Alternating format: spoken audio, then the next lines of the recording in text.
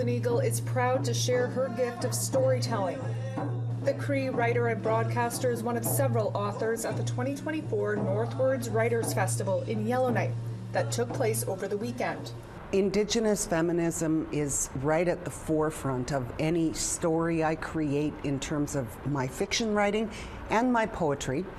And it is so important that Indigenous women have the ability as writers to put ourselves at the table, like, you know, for a long time, because the balance was upset within what you would call a traditional Indigenous society before settlers moved to Canada.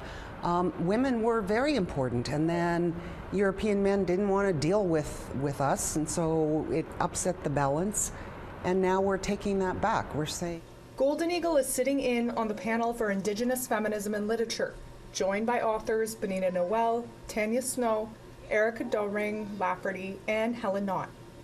What I'm wanting to do, as always, is Indigenous women writers, be fearless. Don't worry about what people are going to think, because a lot of the things you might want to talk about are provocative, as they should be. This is how we build. And yeah, that's it. I like you to be a rebel. Thank you very much. Panelists discuss how the written word is a tool for the decolonization of gender, race, and class.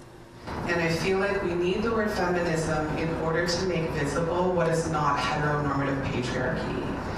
Because heteronormative patriarchy, it's stolen land, it's stolen bodies, and it's stolen story.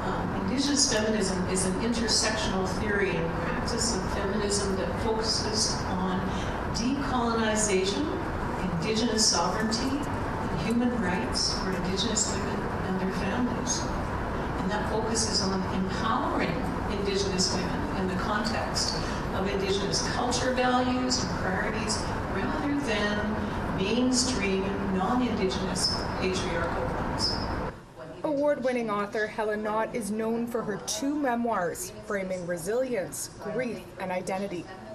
She says the more she writes, the freer she becomes, and she encourages Indigenous creatives to put pen to paper. Even if you get that urge or inkling to write, I feel like story is always following us places and wants to come into the world. So if you feel that little tap, we always have a lot of voices in our head saying, like, we're not worthy, or it's not the right time, or we don't have the right skill set, to just be willing to answer that call, because story will meet you when you step out to meet it. And it ends up being this like reciprocal relationship when it comes to story. So I would say just be brave. Charlotte Mort Jacobs, APTN National News, Yellowknife.